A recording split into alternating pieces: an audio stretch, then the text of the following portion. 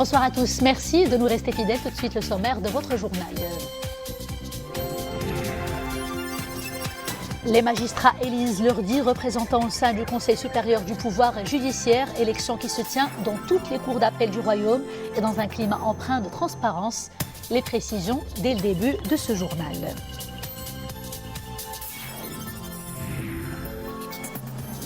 Forte affluence dans les centres de vaccination malgré ce rush davantage accentué par la généralisation du pass vaccinal.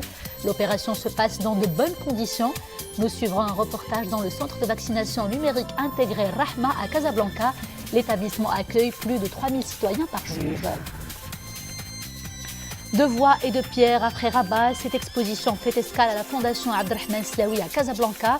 Elle mettra après le cap sur le département d'État américain à Washington DC. Une belle manière de célébrer l'amitié historique entre le Maroc et les États-Unis.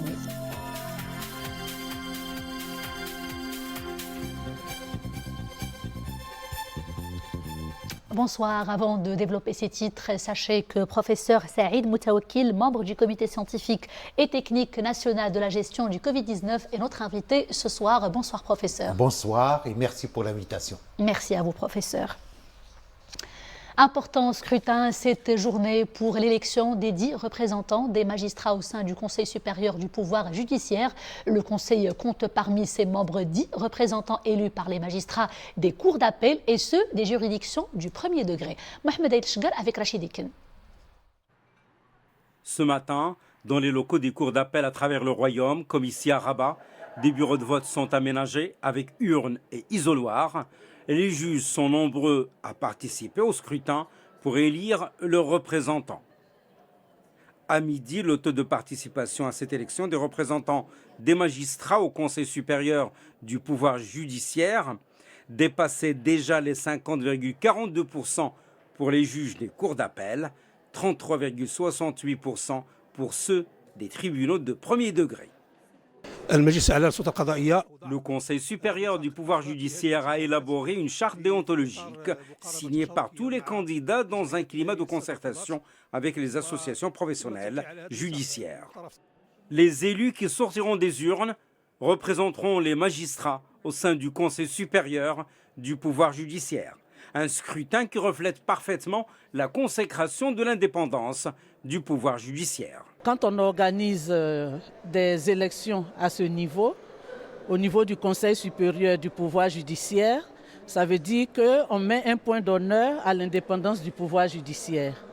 Et cette expérience marocaine est inédite parce que, bon, jusque-là, à ma connaissance, ce sont des nominations. Et là, c'est plutôt des élections qui s'organisent. Et là, c'est très important. Par ce qu'on m'a donné de voir, je sais que les choses se passent dans la transparence. Conformément à l'article 115 de la Constitution, le Conseil supérieur du pouvoir judiciaire est présidé par Sa Majesté le Roi. Il se compose du premier président de la Cour de cassation en qualité de président délégué, du procureur général du roi après la Cour de cassation, du président de la première chambre de la Cour de cassation, de 4 représentants élus, parmi eux par les magistrats des cours d'appel, de 6 représentants élus, parmi eux par les magistrats des juridictions du premier degré. Il s'agit aussi du médiateur, du président du Conseil national des droits de l'homme, ainsi que de 5 personnalités nommées par Sa Majesté le Roi, reconnues pour leurs compétences, leur impartialité et leur probité, et pour leur rapport distingué en faveur de l'indépendance de la justice et de la primauté du droit. Les centres de vaccination anti-Covid-19 connaissent ces derniers jours une grande affluence des seniors, des jeunes et des moins jeunes qui se rattrapent car ils n'avaient pas jusqu'ici reçu leur toute première dose du vaccin anti-Covid-19. Exemple tout de suite à Casablanca dans ce reportage de Fatna Tabout, Achour Ben Msaoud sur le commentaire de Misri El Hamdaoui. Forte affluence au centre de vaccination numérique et intégré Rahma à Casablanca. La généralisation du pass vaccinal a, paraît-il, donné un coup de boost à la vaccination contre le Covid-19. Mrim Lekrif fait partie de ces personnes qui ne s'étaient pas encore fait vacciner. En cause, sa grossesse. Aujourd'hui, elle va enfin pouvoir s'y soumettre, au nom du devoir de citoyenneté. Au début, nous avions entendu dire que la femme enceinte n'était pas éligible à la vaccination. Ce n'est que plus tard qu'on a autorisé cet acte de prévention. Je ne vous cache pas que j'appréhendais un petit peu les choses. J'avais certains problèmes de santé, en particulier mon anémie. Mais lorsque les résultats de mes analyses se sont révélés bons, j'ai vite franchi le pas. Au début, j'étais un peu réticente au vaccin car j'allaitais. Maintenant, je suis plus sereine. Cette grande affluence donne encore plus de courage. Il est aujourd'hui nécessaire de se faire vacciner pour nous protéger et préserver la santé de nos enfants. En plus, le pass vaccinal est devenu obligatoire. Je reçois ma première dose aujourd'hui. J'espère que cette épidémie pliera bagage un jour et qu'on pourra revenir à notre vie d'avant.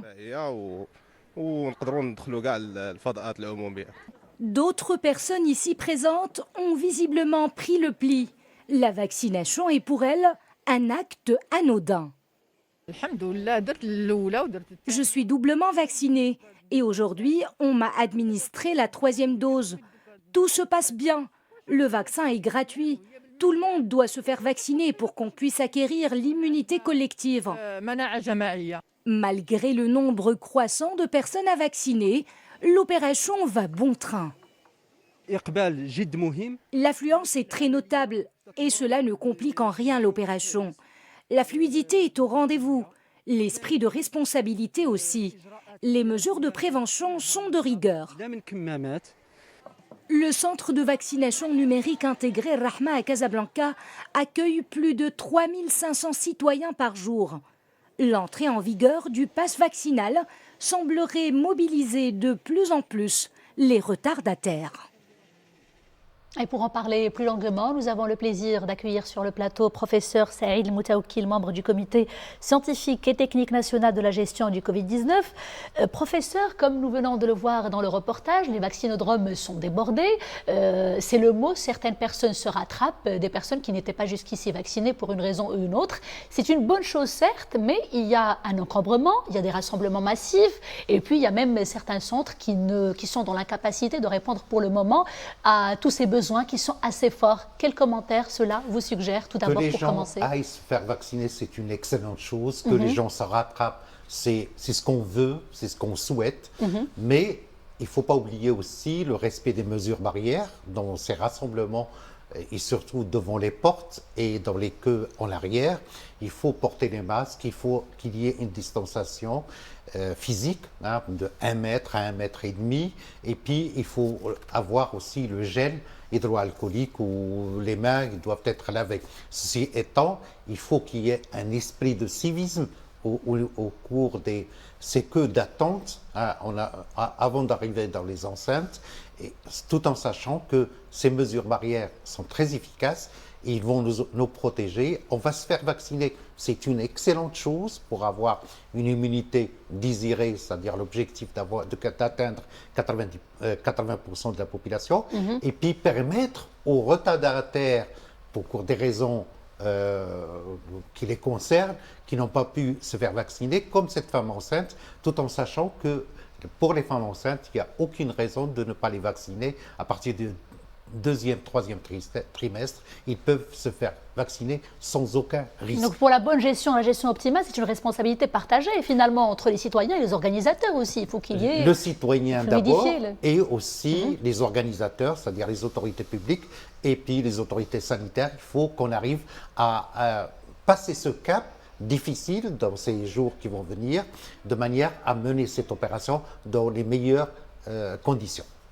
Très bien, donc comme nous l'avons dit, ces centres vaccinaux qui craquent, qui sont débordés, cela s'inscrit ou alors intervient après l'annonce par le gouvernement de la généralisation du pass sanitaire. Le pass sanitaire, justement, on y arrive, c'est pour nous permettre un retour complet à la normale, à la vie normale, et puis aussi à notre économie de bien amorcer sa relance.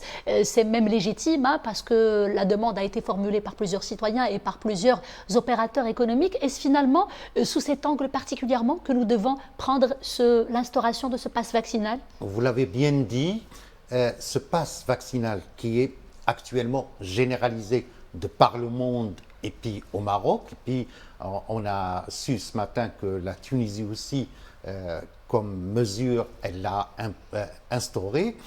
Quel est le but final de ce pass vaccinal qui a posé tant de problèmes au niveau des discussions sur son aspect liberticide, mais le but n'est pas là. C'est une mesure prise dans le cadre de la loi de l'urgence sanitaire, donc la loi 292, qui permet à l'autorité publique d'imposer certaines choses pour mieux gérer la crise, ceci d'une part. Et deuxièmement, c'est pour exhorter et encourager les gens à se faire vacciner. Pourquoi?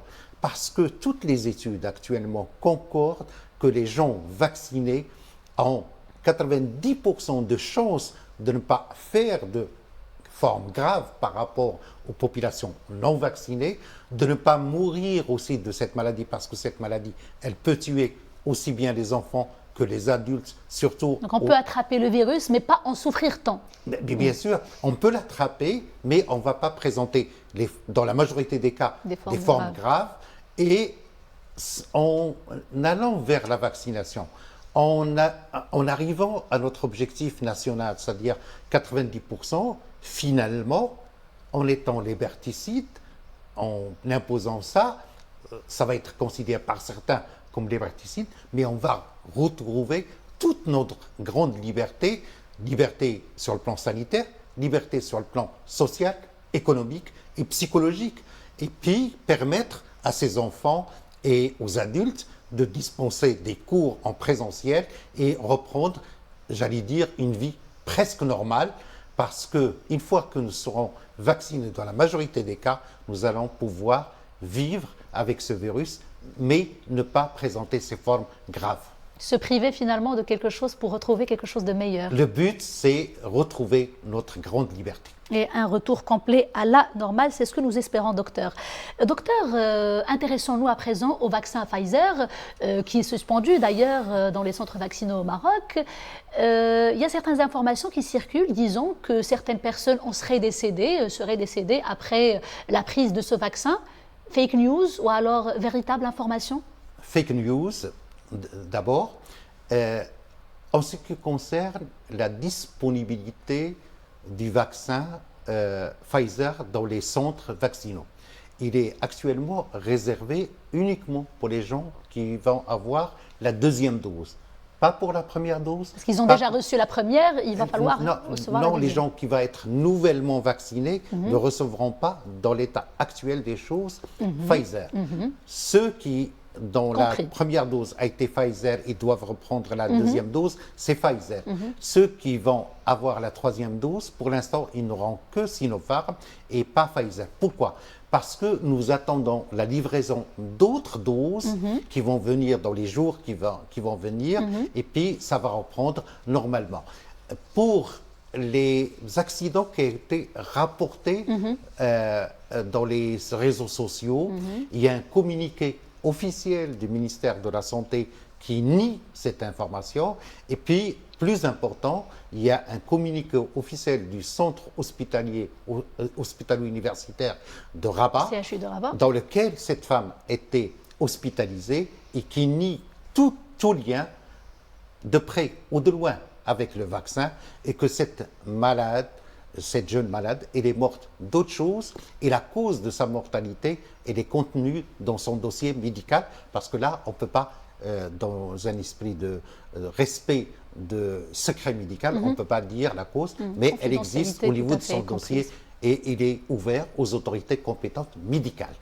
Tout en sachant que pendant toute cette période de vaccination, il y a une pharmacovigilance, il y a un comité national de pharmacovigilance, de veille pharmacologique et aussi d'encadrement sur le plan veille pharmacologique et du vaccin essentiellement, et qui collecte toutes les données. Et le Maroc, il est parmi les plus grands pays au niveau du monde qui déclarent le plus à l'OMS tous les accidents liés de près ou de loin au vaccin.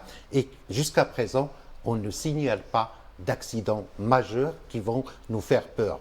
Donc, la mort, c'est une fake news. Il n'y a pas d'accident grave. on peut avoir des effets secondaires habituels au vaccin. Et puis, on a décrit que dans Pfizer, qu'il y a quelques cas qu'on n'observe pas. Et au niveau mondial, c'est largement diffusé Pfizer qui ne pose pas de problème. Très bien, merci beaucoup, professeur Saïd Moutaoukil, membre du comité scientifique, technique et national de la gestion du Covid-19. Merci beaucoup. Merci. Covid-19 toujours, les principaux indicateurs sont en nette amélioration grâce notamment au succès que connaît l'opération nationale de vaccination, y compris pour la troisième dose. La troisième dose qui a bénéficié à plus de 960 000 personnes. Pour les primo-vaccinés, eh bien, on dénombre plus de 23,5 millions. Pour les personnes qui ont reçu les 2 doses du vaccin, eh bien, leur nombre s'approche de la barre des 21,5 millions. Et pour ce qui est des principaux indicateurs, eh bien, 424 nouvelles infections confirmées pendant ces dernières 24 heures, 6 décès. 6 nouveaux décès à déplorer, 327 cas graves ou critiques, 300 cas graves ou critiques justement des personnes qui sont donc hospitalisées, dont 16 personnes qui sont placées sous intubation.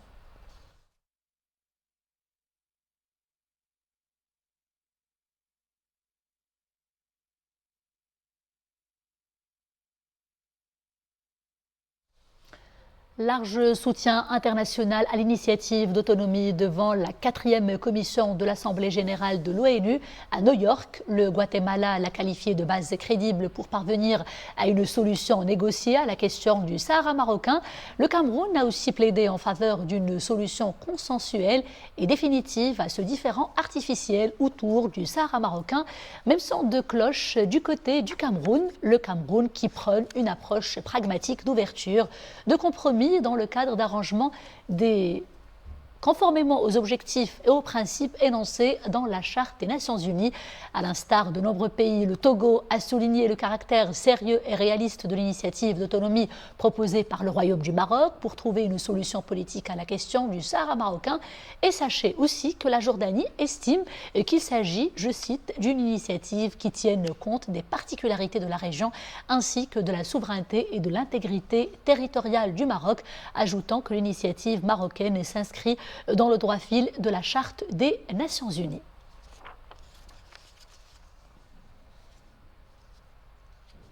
L'expulsion de la pseudo-race de l'Union africaine est impérative plutôt, et elle constituera une percée institutionnelle au service de l'unité africaine.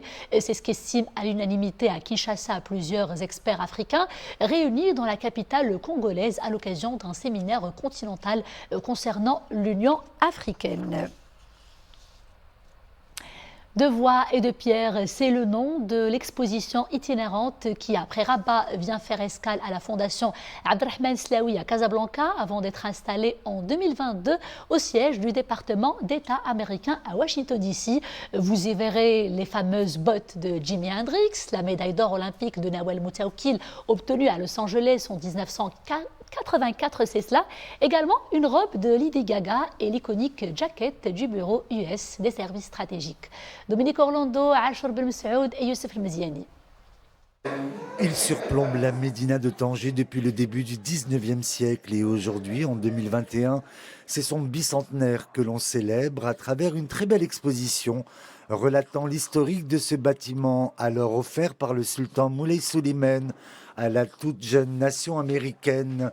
La légation américaine est l'un des symboles forts du traité d'amitié signé en 1788 entre le Royaume du Maroc et les États-Unis d'Amérique.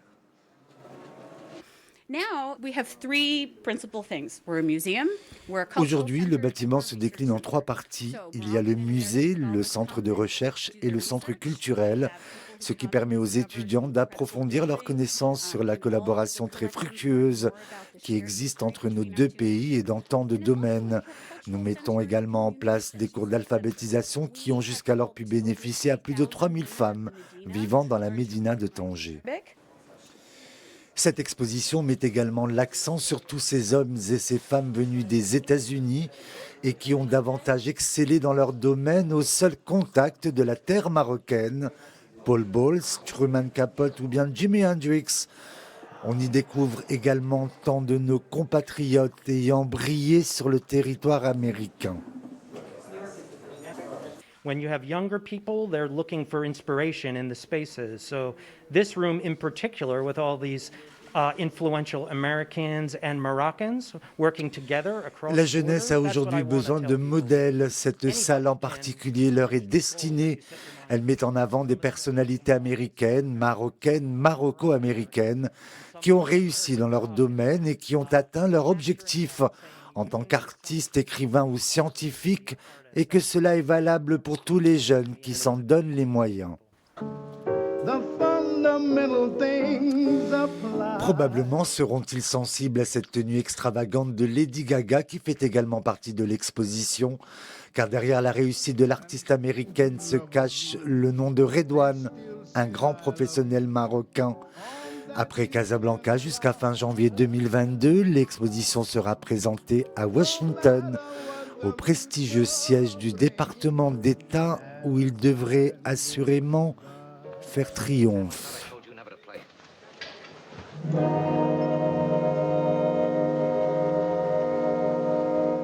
You must remember this, a kiss is still a kiss. Et c'est la fin de ce journal. Merci beaucoup d'avoir été des nôtres. Je vous dis à demain, toujours avec grand plaisir. D'ici là, portez-vous bien.